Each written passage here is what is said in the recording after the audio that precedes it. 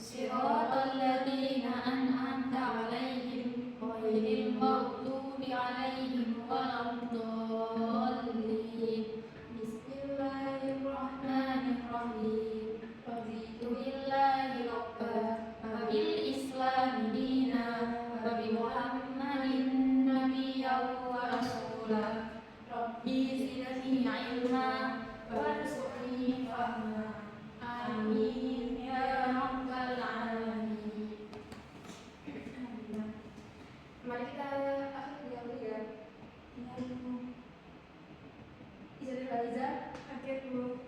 Ini aku Sadia, hadir dulu. Mari kita mulai.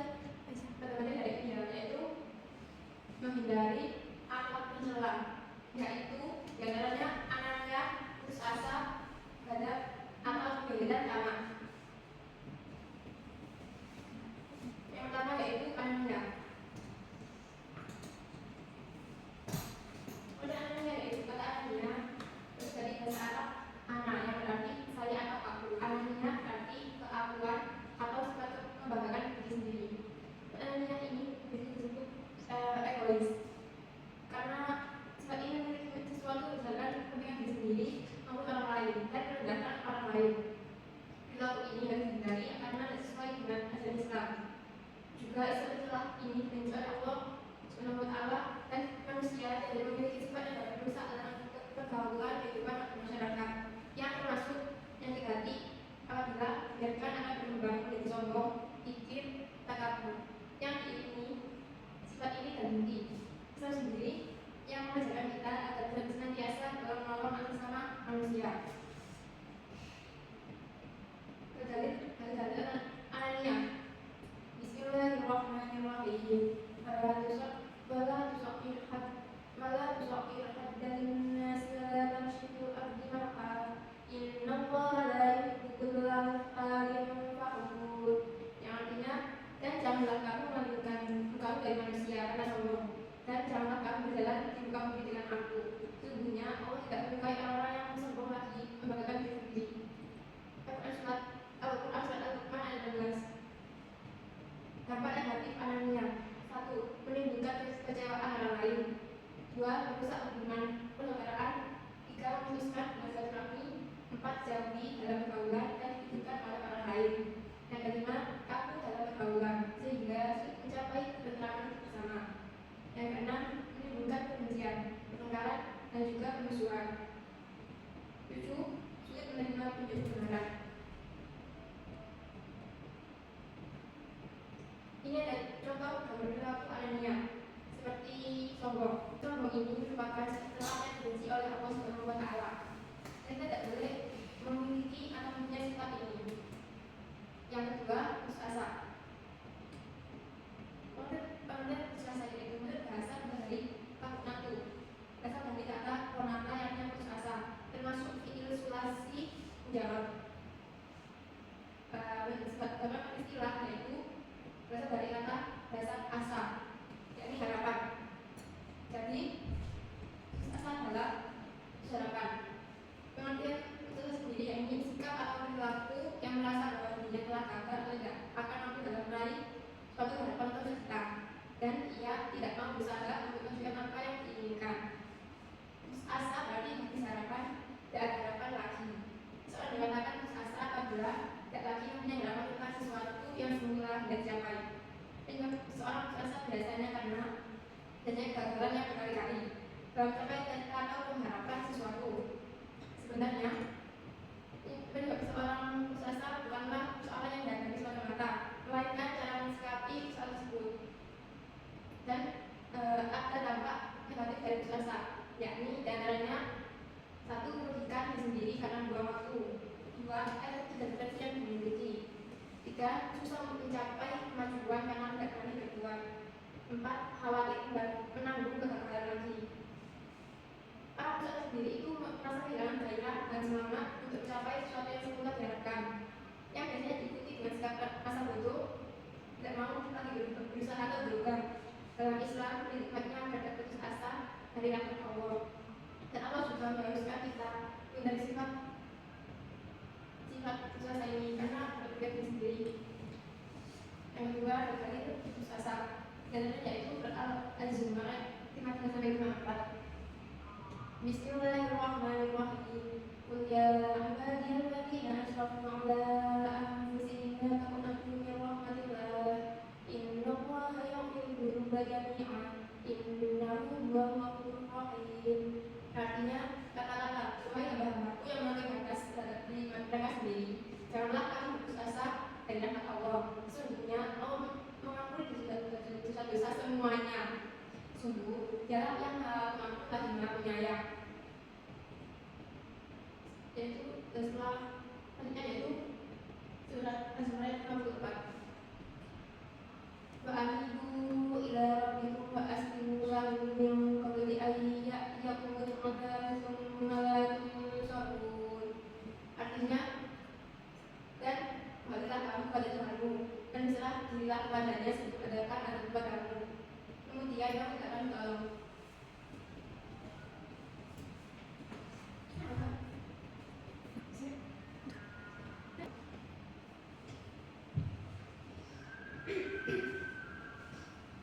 Jadi orang yang putus asa, seperti tampak burung, tapi tidak lagi memiliki gairah untuk berusaha lagi.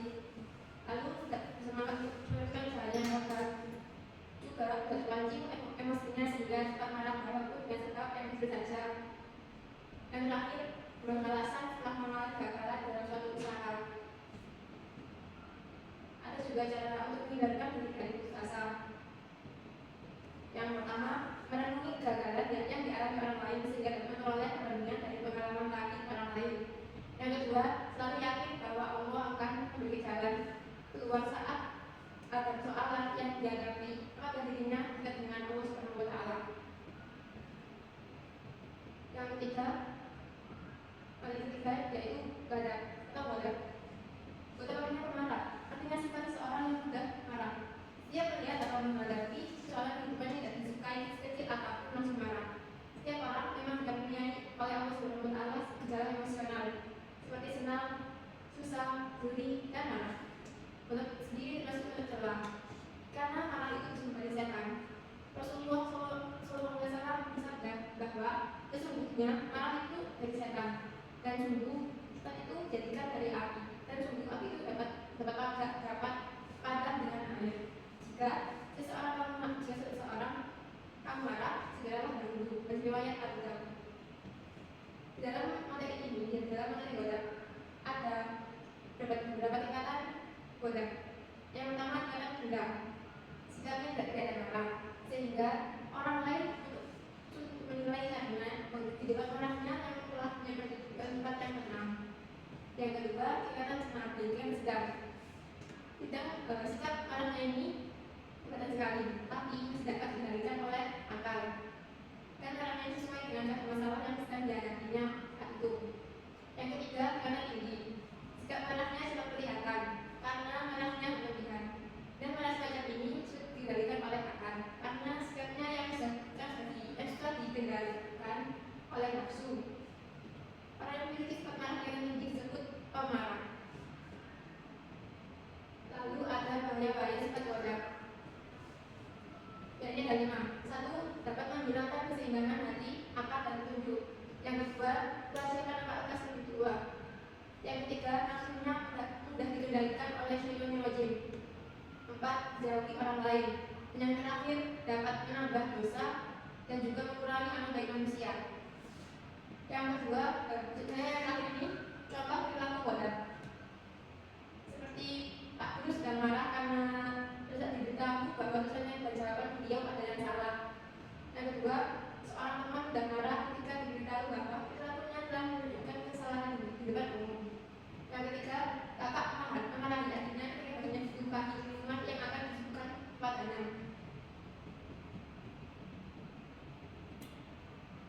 Yang terakhir yaitu tamak. Tamak di dalam bahasa memang berasal dari bahasa Arab at-ta'am, yang artinya suatu sikap yang tidak pernah merasa cukup sehingga ingin selalu menambah apa yang bisa ia miliki tanpa memperhatikan keadaan orang lain atau disebut tamak. Itu artinya itu rakus artinya. Kalau istilah tamak adalah kita pada dunia atau harta yang selalu berlebihan tanpa memperhatikan hukum haram yang mengakibatkan adanya dosa besar.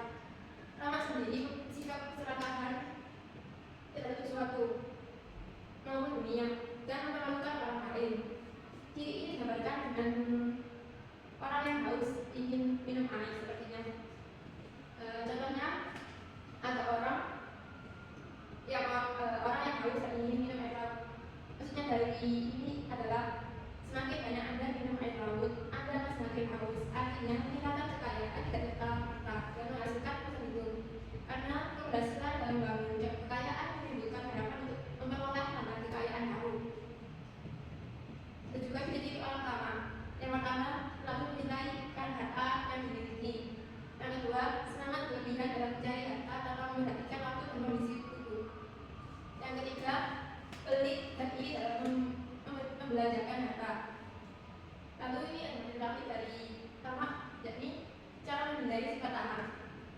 1. Mensyukuri nikmat yang telah Allah berikan. 2. Membiasakan diri dengan sifat ikhlas dan rendah diri. Yang ketiga, membiasakan diri dengan sifat pemurah dan jujur. Keempat, membiasakan hidup sederhana, nikmat, qanaat dan syukur.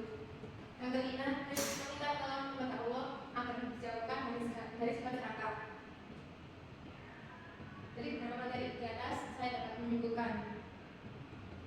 Kesimpulannya yaitu running disebut juga egois, yaitu sifat yang menilai sesuatu berdasarkan kepentingan diri sendiri dan meremehkan orang lain. Perilaku ini harus dihindari karena tidak sesuai dengan ajaran Islam. Karena Islam sendiri mengajarkan agar kita senantiasa tolong menolong bersama manusia pun begitu. Anania adalah sifat yang sangat celak dan membahayakan di dalam pergaulan masyarakat. Anania termasuk penyakit hati, dan diartikan akan berbangun dan sombong, pikir, takabur yang diiringi sifat dan fikir. Setelah ini, perilaku yang merasa bahwa dirinya telah gagal dalam meraih sesuatu hadapan cita-cita dan ia tidak mau berusaha untuk melanjutkan apa yang diinginkan.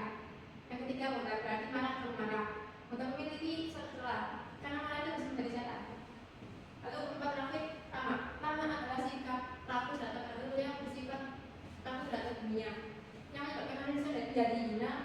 Karena sebab ini disampaikan oleh beliau seperti orang yang haus yang tidak minum air, dan semakin banyak ia minum air maka tambah segalanya. Baik, yang akan ditanyakan tidak mau mengalami acara ini. Kita lakukan kafaaratul majelis. Bismillah.